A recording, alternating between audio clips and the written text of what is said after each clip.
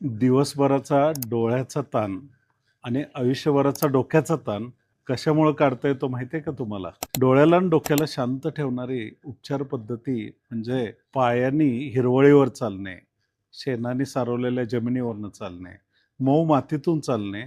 त्याचप्रमाणे आजकाल गॅझेट वापरून आणि अत्यंत मेंदूचा वापर करण्यामुळे तीव्र असा डोक्याला जो ताण येतो, त्यासाठी आजकाल वापरले जाणारे एक नवीन चिकित्सा पद्धती आहे, ती म्हणजे कास्य थाली मसाज.